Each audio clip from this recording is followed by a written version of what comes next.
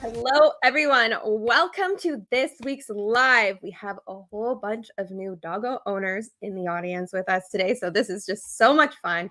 Yesterday, a major day for us. Everyone in the community. It was just so much fun, so magical. So yeah, we'll obviously talk all about that, future plans, all of the things. So if you're in game right now, make sure you're in the theater for a small energy booster. If you have any questions, throw them in the YouTube live chat, and we are tagging them as we go.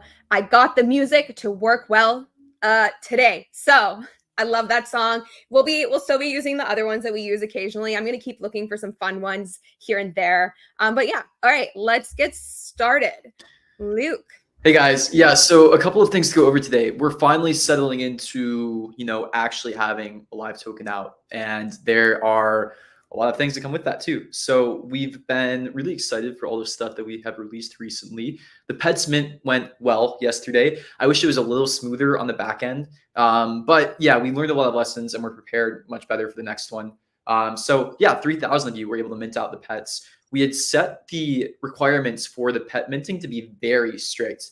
What we wanted to do for this pet mint was to reward basically the most loyal users inside of Pixels, and that will continue to be a theme inside of the ecosystem moving forward for future mints like this. But most loyal doesn't necessarily mean longest users. So we'll do some more interesting things moving forward. This actually just like sparked a ton of ideas in my own mind personally about things that we can do for future pet mints. I think like, in-game tournaments or different requirements for whitelisting of mints is actually a pretty fun metagame that we can start adding into the game mechanics in the future. So, we're not going to do another play to airdrop anytime because we have nothing else to airdrop when it comes to like future tokens coming out. But, we could do things like whitelisting for mints or, other things like that in contest form. Or, maybe we'll do some like other long form content when it comes to quest completion or things like the Christmas tree that we did before too. Maybe we'll release more content like that in order to, whitelist for mints. So yeah, some lessons learned there, some fun stuff too. And yeah, today what I wanted to focus before we go into questions on was kind of three areas. One, I want to kind of talk about the mission of Pixels, what we're trying to do, what the next 3 to 6 months looks like here at Pixels. Two, I want to dive into guilds because we're going to start rolling that out next week. And that's really exciting when it comes to token utility and more things that the Pixel token can do. And then three, I think I want to dive more into like future game mechanics coming out and what you can expect there. So to start things off, I want to welcome you all here again today. And I want to kind of explain to you guys the things that we're working on here at Pixels and how we view the next, short time frame when it comes to the experiments that we're running, how we view token utility, how we view scaling, and how we view the key metrics that define the success in terms of Pixels. So at Pixels, our mission is to be not just one of the biggest Web3 gaming companies, but one of the biggest gaming companies in the world. We truly believe that Web3 unlocks a new type of gameplay that is not simply possible in Web2 gaming. And here we are, we get to be at the forefront of all of this, running experiments in real time at scale to kind of figure out what will be the difference makers in Web3 gaming that will make it completely non-competitive against Web2 gaming. We truly believe there's areas of gameplay inside of Web3 gaming that will lead to basically new systems and new types of gameplay that Web2 simply cannot compete with. We've already found some of them. For example, we still are firm believers in play to earn. We are still firm believers in interoperability. We're firm believers in ownership of assets. Like all these things are core concepts to Web3 gaming that Web2 can't even touch. For example, a lot of you guys just minted a NFT yesterday. You minted doggo NFTs, and those are your doggos now. You own them on the blockchain, on the Rona network, and they're yours to do what you want with them. If you wanted to resell them at some point, you can. And that doesn't simply exist in Web2 gaming. It kind of exists in trading card games. Like if you buy Magic the Gathering cards and you get a great packed card, right? You can like resell your Magic the Gathering card. Like it's a really interesting part of like non-digital Web2 collectibles that is now existing in digital collectibles with Web3. We love those concepts. We want to lean into that more. And we think that unlocks very competitive gameplay against Web2. But there's even more interesting things when you start to dig into it as well, especially when you start to dig into community ownership. When you start to dig into things that we're doing with the community treasury, really the core of Web3 gaming is oriented around the community and the players. And this is the kind of stuff that we are digging into and diving into more. So what does this look like internally at Pixels on the things we're focusing on? So there's kind of two areas. We're focusing one on earnings and that area. How do we create great incentive structures that encourage one, more people to come into the ecosystem, two, the players inside of the ecosystem to retain inside of this ecosystem, and three, how do we help facilitate good behavior inside of the ecosystem that we think will lead to long-term ecosystem growth as well. So the other side of that is the burnings or the utility of the Pixel token, and that's equally as important. So when we think about the Pixel token and how it's used inside of the game, we're just now rolling out the very beginning parts of this. And I'll kind of go into both of these camps a little bit as we move on, but there's the one camp, the earning side, second camp, the burning side. How do we get the token to be used? This is the area that we just started experimenting with more this week with the Pets Mint. The Pets Mint was somewhat successful. We burned 1.5 million pixel. We took 1.5 million pixel out of circulating supply. 1.2 million pixel of that will be sent to a community treasury that will be unlocked. It'll be governed by the community in about 12 months. Exciting stuff there. Like, it's really cool to know that when you spend your pixel, it's kind of going back to you as a community member. That's something to note, because that's something that does not exist in Web2 gaming at all. But when we think about utility inside of the game, a lot of what we're tracking right now is we're comparing our daily active user numbers to the amount spent per user inside of the game. Right now, we have basically 3 main avenues that people are spending pixel inside of the game, and we'll be expanding that more over the next month or two. We have VIP passes, we have coins, and we have pet minting. Those are the 3 main burn cases of the pixel token right now. But we're expanding that greatly when it comes to more chapter 2 changes and when it comes to guilds. Guilds is the feature that I've been most excited about, and we are rolling that out next week. We will have a gradual rollout, and I'll dig into the details of that more after I talk about burn. But that we expect to lock up and burn a lot of pixel tokens. We're really excited about the possibilities of that. Just looking at comparables in the market like Friendtech, Stars Arena, and what they've done. And the great advantage of being pixels right now is we have a distribution advantage that nobody else in the space has. We have hundreds of thousands of daily active users. We have millions of onboarded users that we can basically try out features like this to our audience. And yeah, we are pretty optimistic about what we can do if we build out the right features and get them in front of our users. So guilds is a great mechanic that's coming out. And then, yeah, when it comes to further gameplay, which we'll also dive into a little bit further in this AMA, we have more upgrades, more types of ways to use pixel inside of the game coming out over the next 1 to 2 months as well. So as we roll out all of these features, what we're going to be analyzing again is kind of the spend or the locked pixel per user. That is a really important metric for us internally to be tracking, because we want to get this to be as healthy as possible before we start scaling to more daily active users. It's actually in a pretty good spot right now. We're actually pleasantly surprised with where the spent versus locked pixel to daily active user is. And it's something that we're going to keep iterating on and building on. So one interesting thing to note is we can actually view Web3 burn or Web3 spend differently than we do in Web2 gaming. And this is something that we're actually going to be innovating a lot on. This is alpha that I actually didn't know if I wanted to share, because I know a lot of the space is going to do this as soon as we start implementing this more. But if you are building a Web3 game, you don't necessarily need people to spend the token in order to achieve the same end effect. We're going to be introducing a lot of features that are actually kind of reversible. What we want to do is we want to kind of create the end effect of spending pixel. We don't actually necessarily need you to be spending the pixel to do that. If it makes sense, it probably doesn't on the surface level, but when I start to explain this, you'll get it more. For example, we have upgradable specs coming. We have upgradable industries coming.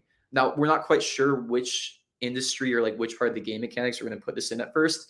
It's going to be a little bit of experimentation. But one thing that we can do is when you build upgrades on your land, what we could do is we could require some kind of kit where you put pixel into it. Maybe you put 1 to 10 pixel into this first upgradable kit. And if you want to break this kit down and get your pixel back, that's actually going to be an option that we can give to players in certain instances. So for example, you're kind of locking the pixel token through in-game play, and you have the option to get it back. But both of these things, spending the pixel token, like if you just did a mint where we have the pixel token spent, it gets sent to community treasury, 20% of it goes back to ecosystem rewards, or having you guys have gameplay that locks up the token is a very similar end effect. And these are 2 things we'll be experimenting with a lot over the next 1 to 2 months. So you'll see a couple different ways that we do this essentially, but we're really excited about this. And, it's an interesting way to promote token health while also not really price gouging users. It's cool. It's one of these features that actually kind of only exist in Web3 gaming. So we'll be doing some things like that and rolling out some of these upgradable components inside of pixels where you'll have the option of unlocking the pixel through further downgrades if you really wanted to. But yeah, we'll be rolling all this out. Again, the key focus here that we'll be iterating on for the next 1 to 2 months is locked and spent pixel per user. And then as we're in a good and healthy place, and as we have some of these features that are rolling out more and more, we will be basically going more aggressive on the growth side. So earnings are a key part of growth. There's also other ways that you can facilitate growth through product-driven growth that aren't just necessarily earnings. This is something that Pixels is probably the most advanced in compared to any other Web3 company when it comes to product-driven growth. So Pixels as a company has only spent maybe $10,000 on user acquisition lifetime to date. The rest of the growth that we've done is incentive-driven or product-driven. And things like the play to airdrop, things like the play to mint for pets, things that we've done like this. These are features that we're building out and like areas of and lessons that we've learned over the last 2 years that we have a huge advantage on in this space, and we will be incorporating into the day-to-day of Pixels basically. So we'll start to add things like referral bonuses for bringing friends in. You'll get some Pixel for that kind of stuff. We'll start to add things like, actually incentivized content sharing. So if you post on Twitter or if you stream on Twitch, we'll start to work on systems that help incentivize that for Pixel. There's a lot that we can do there, and we're really excited about that. We want to focus on the burn per pixel per user before we kind of pull that cord essentially. So right now we're at like 250K DAU. Yesterday we burned 1.5 million pixel. The goal is, basically 10x both of those metrics when we're ready to do that. So when we're at like 2.5 million DAU, the goal is like with a pet mint or something like that, we're burning 10x the pixel. We'll see how it scales. Maybe it scales better. Maybe it scales a little bit worse, but that's kind of the whole idea, right? We want to get the fundamentals down. We want to nail these, and then we're ready to scale. So, things like this, the 1.5 million pixel that, we're taken out of circulating supply with pets yesterday. That's great. It's literally just the very first baby step before we start to move on to these next systems that we want to scale, make bigger, and 10x basically. So we're really excited about the possibility of that. And that's kind of our main focus. So what that brings me to next is guilds. Guilds will start rolling out next week. We'll get more and more information on what that looks like in the next couple of days. But essentially what we're going to be doing is we'll be opening up the first couple of guilds, and we'll be allowing the purchase of memberships to these first couple of guilds, basically one by one. So I think how it's going to go down is essentially we'll open up the bonding curves. You'll be able to purchase memberships into a guild. We're going to not have the sale of memberships turn on for about a week. We want to be really cautious and careful about how we roll out these guilds. We know that they're going to be a great use and utility of the Pixel token. We also know that they're a double-edged sword, and we want to be very careful. We want to protect our users. So we'll roll out the first couple of guilds. We might roll them out one by one. We might roll them out in a couple of batches. You'll be able to buy memberships inside of these guilds. And then about a week, we'll turn on the sale of memberships. So if you don't know what guilds are and what we're doing there, there's a lot of great information to dig into. And maybe we can post some of this either on Twitter or in the thread in response, or if we could pin it or something like that. We'll basically get as much information out as we can to you guys before these guilds release. And there's actually going to be an activation in the partnership that we're doing with these guilds as well. Do you want to talk and touch on that a bit, Heidi? I can leak it a little bit. So we are going to be working with YGG, the Guild of Guilds, and content creators and Pixels, and they're going to help us build out as much content as possible from an educational standpoint, so that you're all really comfortable with everything guilds. What is a bonding curve? What kind of guild do I want to join? How does this all work? How do I get a guild membership? All of those big questions that are really important will be answered in all of this content. So everything will be readily available through the game and through YGG's website. And yeah, more to come on that. That's all I'm going to say for now. Yeah, so you'll get more information on what these guilds look like. So here's the 30-second elevator pitch if you haven't been following Pixels and you want to know what's going on with guilds. So guilds is basically SocialFi meets Web3 gaming.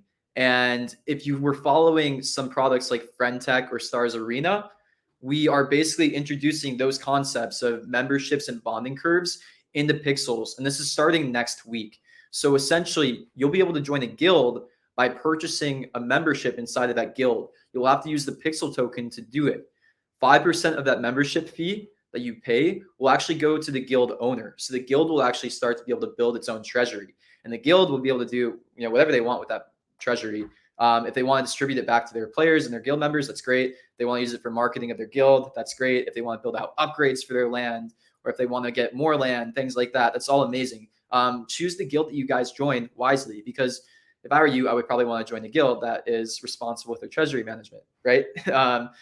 And then 5% of those fees will get burned. So essentially, it's a great burn mechanism for Pixel token.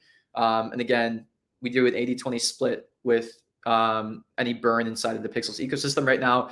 80% goes to a community treasury. It's locked away for 12 months. Team can't touch it. That community treasury will be given to a DAO in about 12 months. And the other 20% goes back into ecosystem rewards for us to be able to distribute back to users as well. So cool stuff there. The other 90%, that's total value locked inside the pixels of the Pixel token. So yeah, that's really exciting. So if you don't know what a bonding curve is, it's a really great question. It's really cool. It's really interesting. And you're going to want to be following along for the release of these guilds for that reason. Essentially, what a bonding curve is, it's a way to determine the membership of a guild price. So essentially how it works in its simplest explanation is the more members a guild has, the more expensive it will be to join a guild. The other interesting thing too is that you can also sell your membership back to Pixels and receive 90% of the bonding curve price back. So here's just an example, and do with it what you want. If I were an early member of a guild, if I was one of the first 100 joiners, and maybe let's say at 100 members inside of the guild, the purchasing price to buy a guild membership is 10 pixel. Maybe the guild grows to become 1,000 members, and the bonding curve, what it'll do is set the membership price to something more like 1,000 pixel. So if I'm sick of this guild, if I want to leave this guild, I can actually sell my membership back for something like 1,000 pixel if I and wanting to leave the guild at that point. So there's some really interesting self-balancing around this, where we want to see guilds have to compete to maintain value for their users. And the interesting thing too is all of this ties in with gameplay. So the massive changes that we're making inside of chapter 2 really correlate to guild gameplay. We're about to change most of the resources inside of the game to behave a lot like how you guys see trees behave. What this means is that resources in Pixels, as scarce as they are going to become even more scarce. And we're talking basically every resource. You're going to literally have to fight over plots of land to farm on. And what this means is that you'll probably want to connect with other players who have things like land, or who have access to hard to get industries. It's going to be really important to self-organize around that. And if you don't, if you're a normal player, you'll still be able to play on your spec. You'll still be able to progress through that, use the marketplace, things like this. But the most rare resources are going to be quite hard to come by. So what we expect to see is we expect to see guilds form around all of these rare resources. And the other interesting thing is that you're going to be able to block your land to a guild. So basically one land will be able to be blocked to one guild. So if you have a guild, or if you have a land and you want to lend it out to a guild, we're probably going to see an interesting market around lands for guilds who want to basically use people's lands. And yeah, if you join a guild, you'll be able to get access to that guild land. So the very first version of this, it won't be super smart. Essentially, if you own a guild membership, you will get access to this land. What we're going to be adding in the next month or so after this rollout is we'll add even better permissioning inside of guilds. So guilds will eventually be able to give out roles inside of their guilds. So you might be like a farmer inside of a guild, an officer, a CEO, things like that. It'll really be up to the guild on how they want to self-organize inside of their guild. And we basically just want to give you an empty playbook in order to do this. So it's really going to be up to you guys inside of this. And yeah, you guys can self-govern inside of your guilds. So if I were you also, because of this, I would make sure that you're joining a guild that has their stuff together. Because if you're in a very disorganized guild with no rules, no Discord, anything like that, it's going to be chaos. So in the long run, the most organized and the most professional guilds when it comes to just like how they organize inside of the game will probably be the most successful, in my opinion. It's not all about numbers, right? In fact, like more members in the guild early on might make it much more chaotic because you might still have to compete with other people inside of that guild for resources. So it actually might be advantageous for you to join a different guild. So yeah, basically what we're going to start opening up next week is the purchasing of guild memberships. We're going to not have the selling available for like about a week, just in case we want to make any adjustments to bonding curves, or if you want to offer like a refund because of this, it gives us a bit of grace period to do this. Or if we wanted to basically issue like more guild memberships. Some things I'm worried about when it comes to the release of guilds is we want to make sure if you're on the guild watch list and you have a guild that's already organized, we want to make sure that you get your guild members and the people that you care about inside of your guild first. That's important. A lot of you have very big watch lists.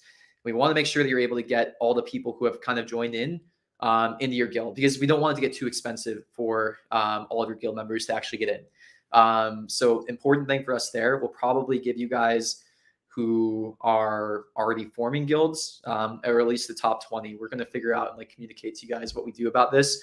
Some memberships to give out to your members by hand. These memberships will be ERC 1155s. They'll be on chain, on their own network. You'll be able to send them to users by hand if you want, and you can do some swapping of guild memberships on chain if you want. So as a user, can you join multiple guilds? Yes. Currently, you will be able to join multiple guilds. However, I'm fairly certain how it works in the first version of the system is the guild that you have the most memberships of, you can even buy multiple memberships inside of a guild, is the one that will be the active guild. Let me confirm that's actually 100% accurate. Don't take this piece for word, but yeah, eventually what we're adding over the next month, we just want to get the bonding curves out to test them first, essentially, is we're going to be adding in better permissioning inside of a guild. So you might own a guild membership, but this guild might say, hey, you just owning a guild membership isn't good enough for access to our land. So you might need to actually like talk to the guild leaders, even if you have a membership in the long run, in order to get access to certain resources. This is kind of like a part of what you're answering right now. So what if I can't find a guild that will give me the role that I'm looking for? So, I mean, sell the membership and find a new one, right? Or you can also create your own guild. Anyone can create a guild.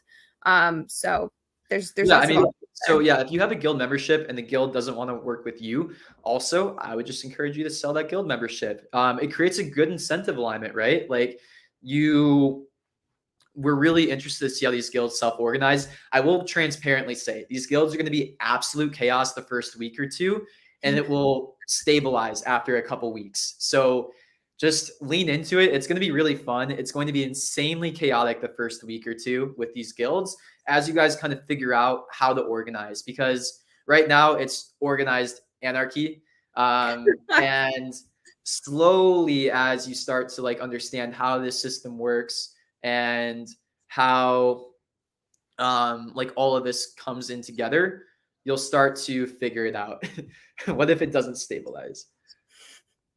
So what about landowners that aren't inside of any guilds? So if you have land and you aren't inside of a guild, then your land will be a free-for-all if you don't want to close it down, essentially. So basically any user will be able to come to your land, and you'll be able to still collect. I think we're actually changing it from surplus. I'm not sure when this is going to launch, when it's going to switch from surplus to tax. But eventually, yeah, we're going to be switching the guild or the land surplus to a tax. So yeah, that will be a big change. It'll be interesting when we have it out. But yeah, essentially, you'll still be able to collect either a tax or a surplus from users. And it'll kind of be a free-for-all on your land. If you're a landowner and you don't want anybody on your land, you just want to farm it on yourself, what I would encourage you to do is just either create your own guild, and then when we have the better permissioning, don't let anybody else join it, or don't give anybody permissions to join it, essentially. Or what you can do is just completely block it off, and you can close your farm by manual settings too. If you are a landowner and you just have like 2 or 3 friends that you want to like farm on your farm, this is also a way that we'll be able to introduce that. Right now, I think we have whitelisting of users on farms, correct? Where you can basically block out everybody but specific addresses. What we want to do is we basically want to move that UX and that experience into the guilds. So we want that to be a part of the guilds. So This will probably take a month or two to roll out. Like this better guild permissioning. It's not that much work. We just want to get the bonding curves out first, basically. But then what you'll do in that scenario is you'll create your own guild. You'll only allow permissioning for these users. And yeah, you do not need land to start a guild. What we actually expect to see is we expect to see guilds that maybe don't even have land, just try to work with other landowners. So I am sure there's going to be a lot of landowners inside of the ecosystem that actually just don't want to manage their land and they want a guild to come in and just do their land for them. So your job as a guild will basically be, if you don't have land, to find landowners who want to let you use their land. And I'm sure you'll find some. It's going to be interesting at first because I think there's like landowner whales that maybe haven't been like activated inside of Pixels for a little bit. Maybe you'll have to like DM them on Twitter or like at them on Twitter, be like, hey, let me manage your land. But yeah, that'll be a fun little meta component too. And the end result out of all of this is a lot more of the land is going to get used. And it's going to like form in niches too. So the changes to the land will also kind of spread people out a bit more. It's going to be interesting how this works out. So again, it's going to be chaotic for the first couple of weeks, and we're going to be balancing this a lot. Basically, team will be doing live ops on these changes when they're out almost every day. And again, this will tie into the chapter 2 changes as well. So let's go over the chapter 2 changes again too, because this ties into guilds and it's really important to understand this. Resource generation is changing drastically in chapter 2. And when I say that it's changing in chapter 2, this is in the next month or two, essentially. So you're going to see a couple of big changes roll out. Changes to resource generation is the biggest one. You're going to see a lot of new resources come into the game. Essentially, what we're about to introduce is resource tiering. So there'll be tier 1, tier 2, tier 3, tier 4, and I think even tier 5 resources inside the pixels moving forward. You're going to see a couple of other things come with that. You're going to see spec upgrades. So you'll actually be able to upgrade your spec. It'll cost some pixel. It might cost some other things too. And you'll be able to make your spec bigger. The other interesting thing that's going to happen is if you upgrade your spec, you'll get access to better tiered resources, and land being the best tiered resources in the game right now. Eventually we'll add a tier above land when we have contestable land out, and you'll be competing with guilds or other players in our dungeons mechanic or caverns mechanic to get these tier 5 or 6 resources. Yeah, it's gonna be super fun. That's kind of the end game that we're working towards. Essentially, we want guilds to kind of compete for the end game resources. There will even be a unique task board just for guilds. So there's going to be a guild task board where guilds will be able to turn in the most rare resources for even more pixel. It's a pretty cool mechanic that we're building out. Basically, the gameplay that you guys are seeing inside of Pixels, it's changing completely over the next month or two. It's getting way more social. It's getting more competitive. And yeah, we're really excited to see how these changes affect your experience inside of Pixels. So we're adding more end gameplay. We're adding more competition, more resource scarcity. It's going to feel a bit different. But again, if you're a player that just likes grinding in, chilling out, relaxing, you can still do the same exact thing you've been doing this whole time. Your gameplay doesn't change. What we're doing is we're adding in more types of gameplay for more users that's more engaging, that's more competitive, more social. And this is part of our scaling strategy, right? So a lot of you guys who love this kind of stuff, like the Stardew Valley vibes, you got a place in this game still. But now we're also targeting other games. So yes, the guild memberships, they're going to be on chain. So you'll actually be able to transfer them on chain to other users. If you buy like 2 to 5 guild memberships, you can send out 4 memberships to your friends. So that's the idea too. And the cool thing about the bonding curve, how it works is I think what we're doing is we're doing the first like 10 to 50 memberships to be very, very cheap. So if you're starting a guild, just get like all 50 really quickly. And then you can send them to friends, and then it'll start to get more expensive after like a certain number of users. This is the kind of tweaking that we'll be doing on the bonding curve. It's really important for us that if you start a guild, you get your friends in it, and your friends don't get priced out of it.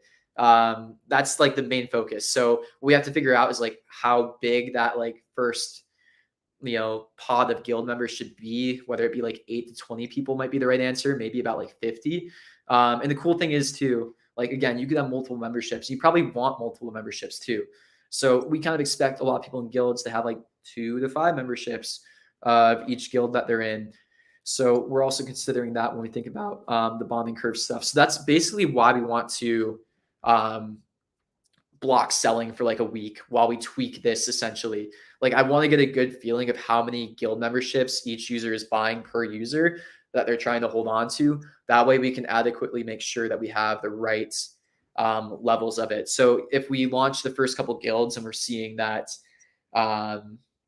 most people have like 5 memberships per user, what we'll probably do is for the other guilds, this is cool. We can actually do different bonding curves for each guild.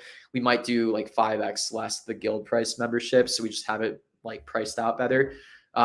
So yeah, that's also why we're rolling it out slowly. But yeah, there's a ton of interesting stuff to dig into here, right? Like this is going to completely change Pixels. This is actually going to be like extremely unique gameplay that's only possible in Web3. The gameplay around Pixels is going to get like much more interesting when it comes to the economics.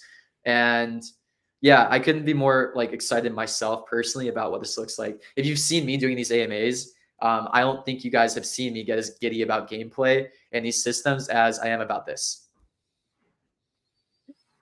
Okay, I think we've answered a lot of good questions about guilds. So I'm going to go through quickly a bunch of other questions we've been getting. Okay. Actually, this first one is a good Luke question. Treasury contract, is it secure? Who's audited? All of that kind of stuff. Yeah. We've had multiple audits on all of our smart contracts.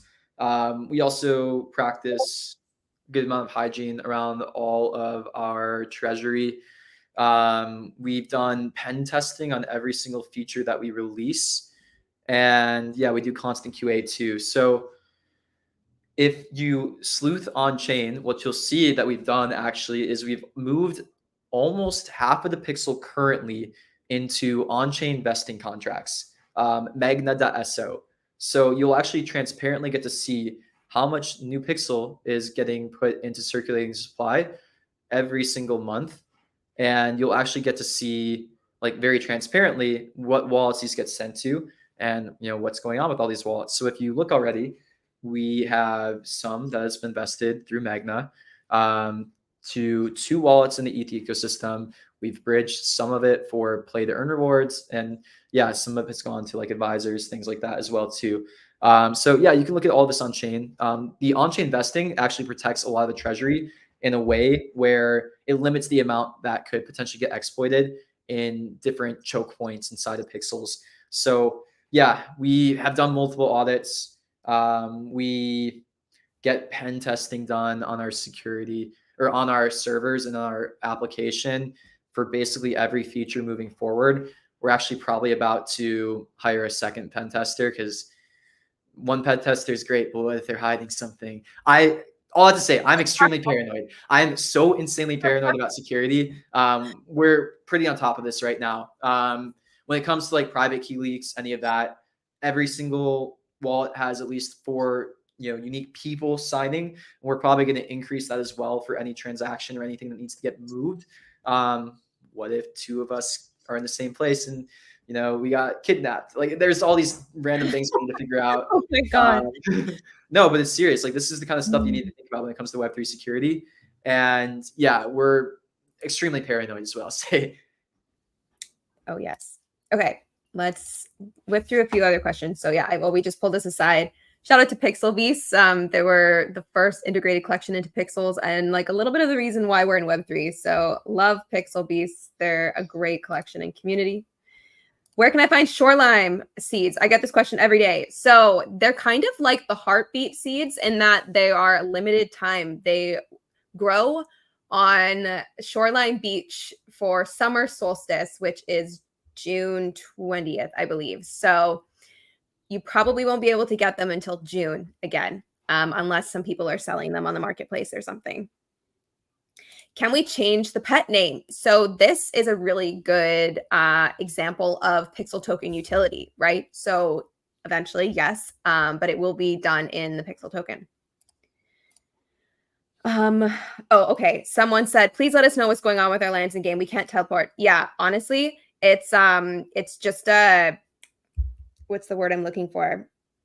It's just anyway, it's just a small issue. Devs are fully aware of it and it should be rectified in the next couple days. But yeah, we know, trust me, as a player, even I'm like, oh man, I need to go, search for my land in a different way. So we're on it. We know we're sorry, it's coming, I promise.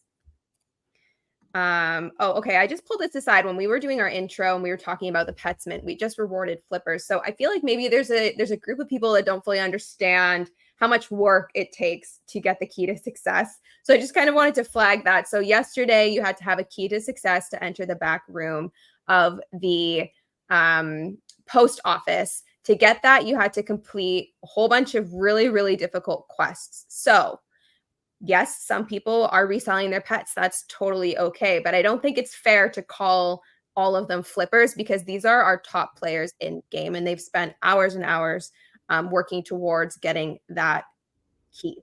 Yeah, So, I honestly would argue this is one of the least botted and least yeah, clicked NFT mints that's happened sure. in an extremely long time in the space. Yeah, Basically, no botters had the key to success, which is really no. great. That was one thing that we were really focused on. Yeah, it was one of those activities that no bot ever thought they should do, so they never tried it, which is great. And yeah, basically got out to like almost all real dedicated users, so that's great. Mm-hmm.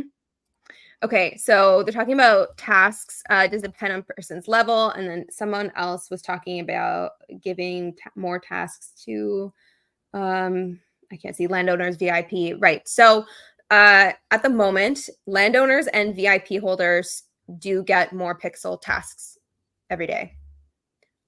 So yeah, there's Yeah, we're about to make that more visible to users. Right now, it's just like it's not very visible. But if you get like a 5 pixel task, a 10 pixel task, anything more than one, you got that task because you're a landowner or a VIP. I think we're about to add special UX that will actually show more slots in your task board if you have VIP.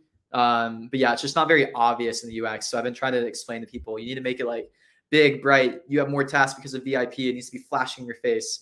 But it does happen right now. It does. Somebody also asked, funny way to phrase it, but I'm still pulling it up. Something about like the task board. You said it was going to get smarter, but I'm not getting enough pixel. I don't know.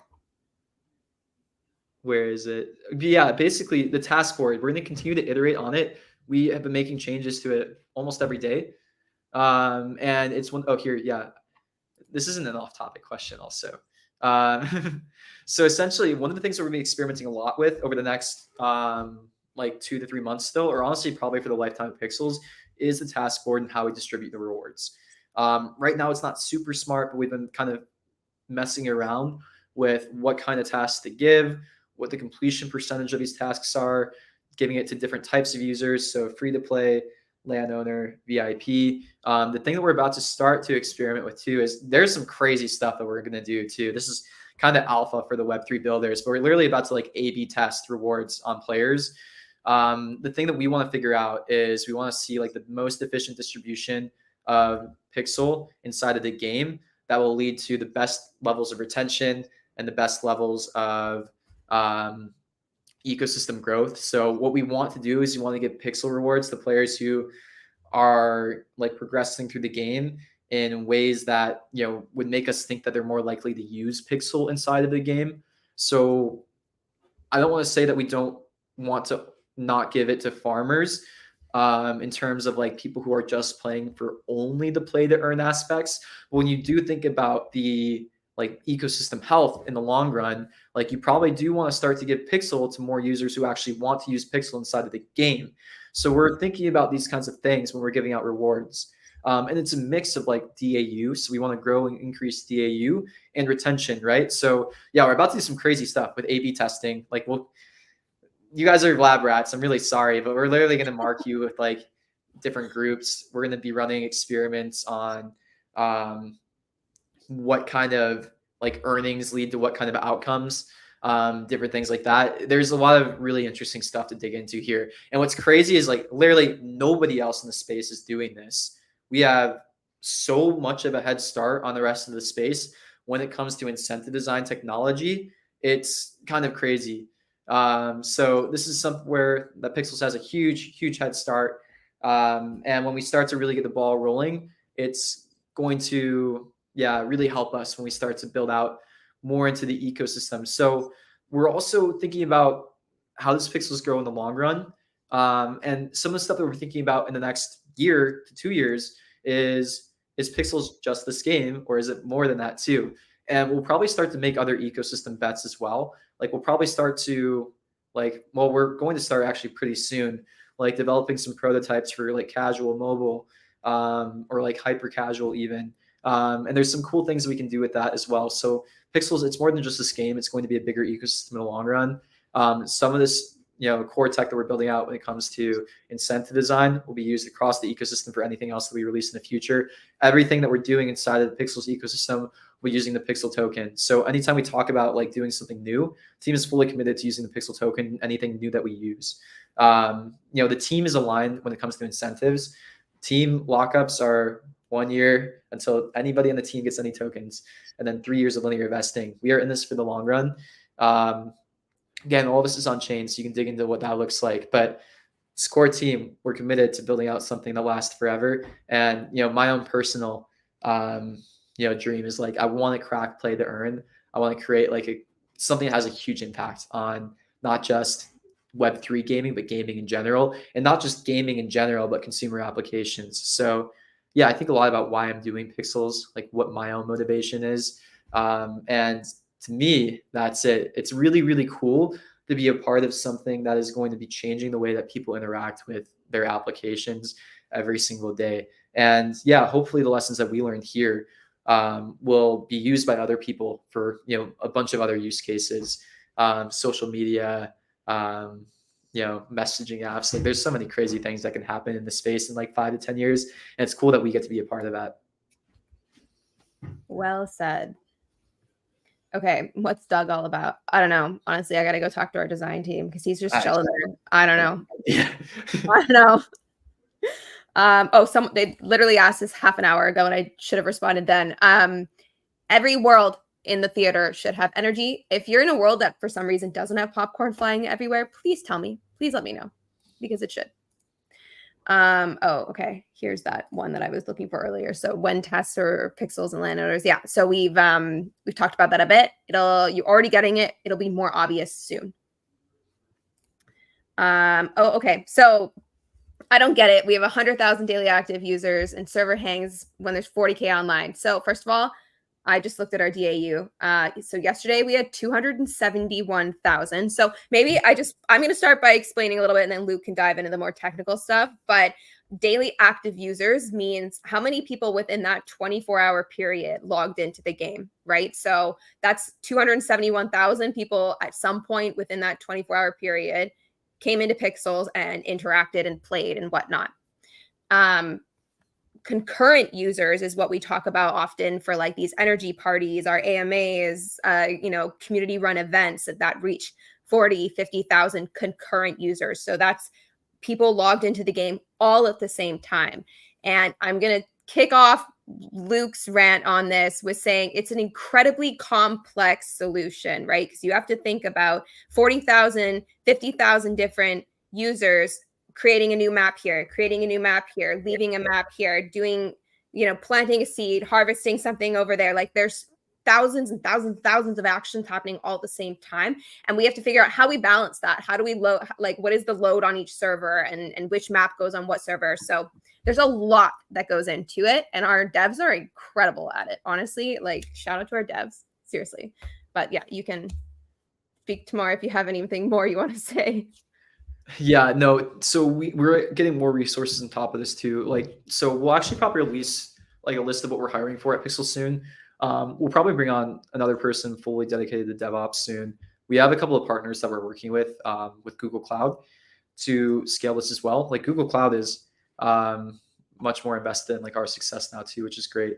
They've been working with us pretty closely in different areas. So yeah, shout out to that team. And yeah, we're working on it. But yeah, our DAU just keeps increasing. That's making it harder. If we went back to 100K DAU, we'd be fine now. Yeah. But yeah, we have to get ready for 1 million. Yeah, I always say it's a good problem to have, but it's still a problem. We're still taking it very seriously, but good problem to have, right? Yeah. What about people who have not yet received the Pixel drop through their own staking, but are eligible? So this should be getting corrected in the next couple of days, from my understanding. We said by end of week. Yeah. Yeah, that's my understanding too. It ended up being a bit of a more complex thing to figure out than we anticipated. So I know I said last week, I apologize. It should be done by this week, from what I understand. Here's a good Okay. one. Should spec upgrades come first because of shared resources like soil? So yeah, I think that's what we're waiting on to release spec upgrades. These changes to resource generation, the resource tiering. So I think it makes sense to time spec upgrades either before or right at the same time as these additional resources. Again, there's going to be a lot more resources in the game. Your gameplay is going to be a lot more varied. You have to have a lot more strategy than you do now. So yeah, if you don't join a guild, you'll be able to still farm on your own spec. And we're actually making big changes to how specs work too, and how farms work. I don't know if we've leaked this yet or talked about this, but right now in the spec, you can only put 4 plots of soil or something like that. We're changing the arbitrary limits to industries moving forward. How we're going to be changing them is essentially it's going to be the space on your land that matters, to how many things that you can place. So we'll have to have like a bit of a figuring out, like, you guys have decorated your lands heavily, and if you want to like get more industries on them, we'll have to figure out what you do about that. But yeah, in terms of specs and stuff like that, you'll be able to put more plots of soil on your land, more industries on your land. That's why you'll also want to make them bigger too. And then oh yeah, there's even going to be there's going to be different types of soil too moving forward. I don't know if we mentioned that.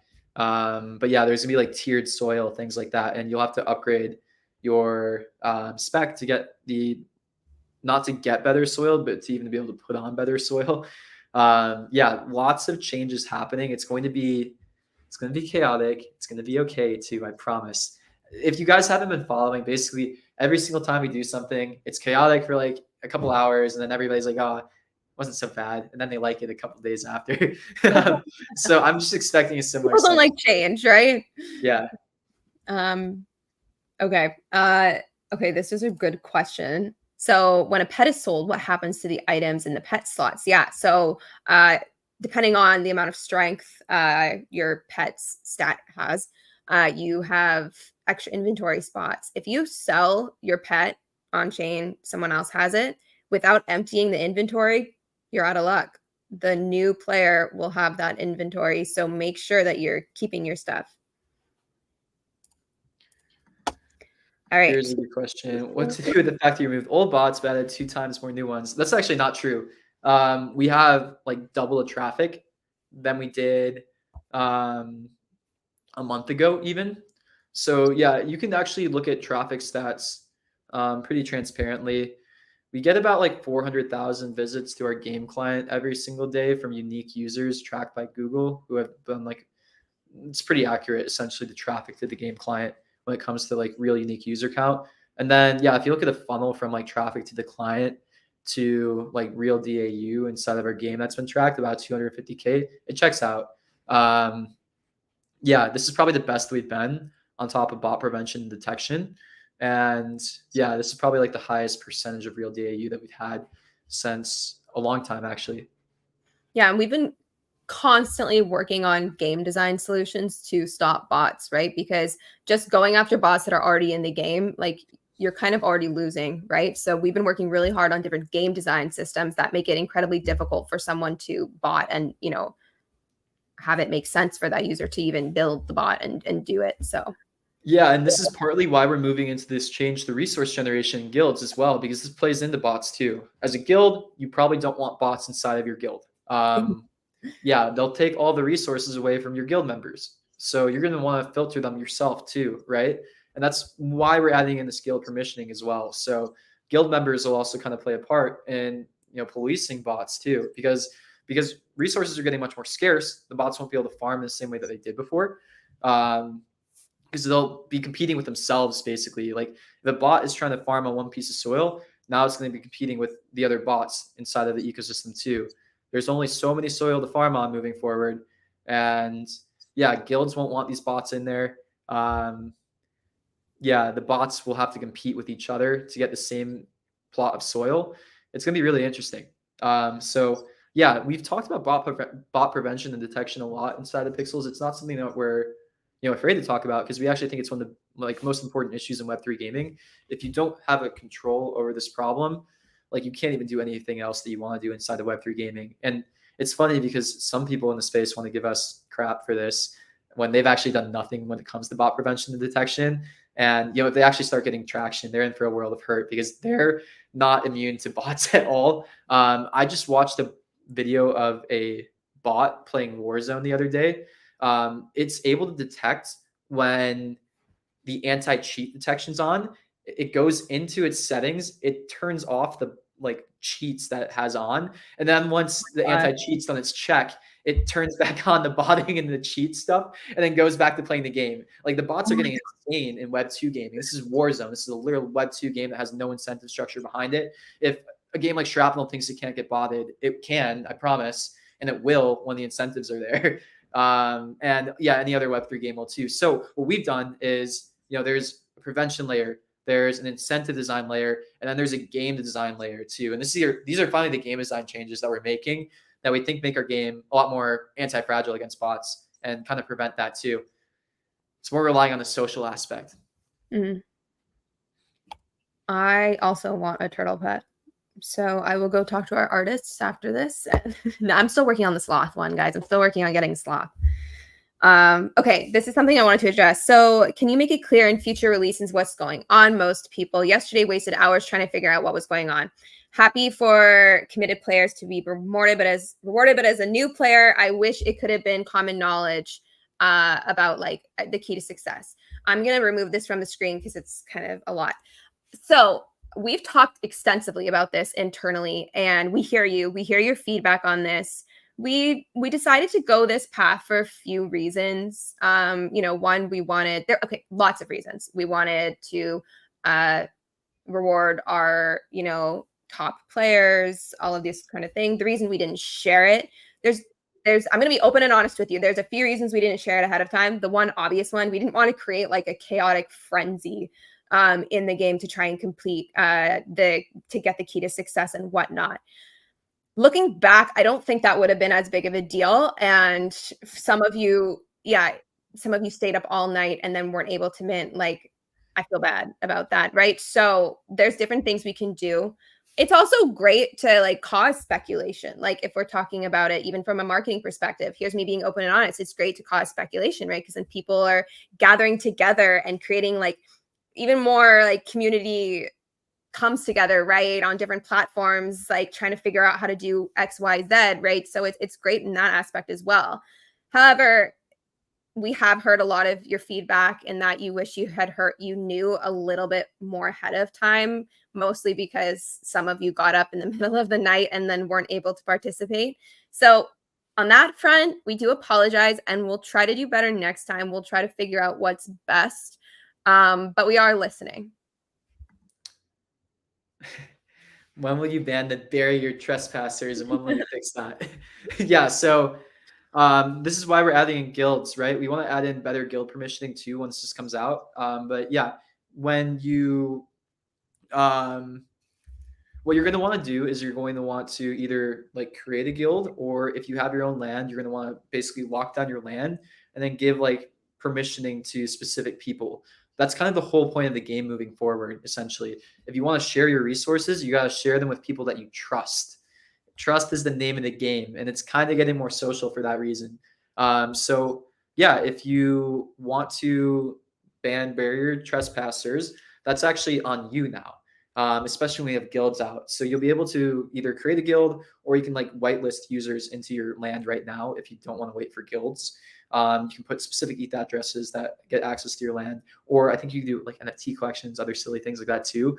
We're going to be transferring most of this permissioning to guilds. Then when we have guilds out, either join a guild and give that guild who you trust access to the land, or create your own guild and then set permissioning to specific resources to specific users and roles inside of that guild.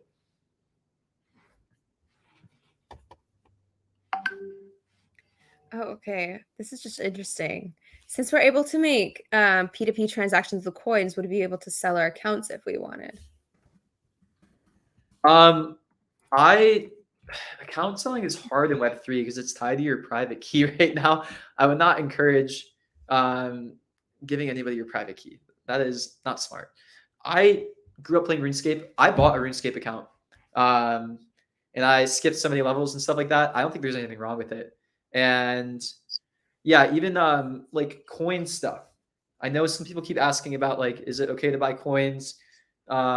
Is it okay to sell coins? All I can say on that is what happens out of the game is not our responsibility.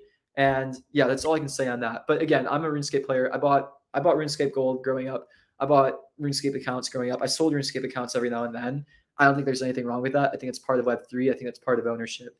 So the way that we execute that is not going to be the easiest. Like I have to figure out like the best process to make that happen. I think the more important thing is the pixel token. And that is kind of how your transfer is, or that's kind of how your progress is transferred or communicated inside of the game right now. But yeah, if you figure out a way, I don't care. But don't give anybody your private key ever. Don't do that. Okay, the last thing I'm going to address here. So people that don't speak English, so we do add subtitles in 15 or something different languages after the fact. So just a couple hours after our AMAs, almost all the time, we will have translations live. We also, for a Spanish-speaking community, we actually launched a pixels_es Twitter account. So if you are Spanish, please follow that account. We have someone managing it that will translate all of the Pixels posts into Spanish. So yeah, that's exciting. Yeah. Last good question, because I think this is like such a crazy fun fact and something that gives us an insane advantage. So no, I don't cheat on video games. So our lead game designer, I'm not going to dox him, or like our chief creative officer, like basically who's leading system design, game design. His background is he was a pro gamer, and he also used to build bots for games like World of Warcraft, EVE Online, and other areas like that. He's an extremely smart individual, and like literally, you couldn't hire a better person for Web3 game design with somebody with that background. Yeah, he's insane. But that's kind of the background. We instead of trying to beat them, they joined us or whatever. I don't know. We brought the enemy on board basically. That's like when people are like, oh, I was just here for play to airdrop or play to mint, but now I'm here for the game or I'm here for the community. I'm like, oh, oops, sorry. We tricked you. Yeah. Also, like having somebody on the team that literally has a history and background of exploiting systems like this, there couldn't be a better person to help us build systems like this. So, fun fact there. Cool. And yeah, I think with that, we have to wrap up this AMA. Yes, yeah, it's been a good one. You guys have asked really fun questions today, which is always enjoyable. So, yeah, I guess we'll hang out in Discord a bit, and we'll see you next week. Bye, guys. Thanks, guys.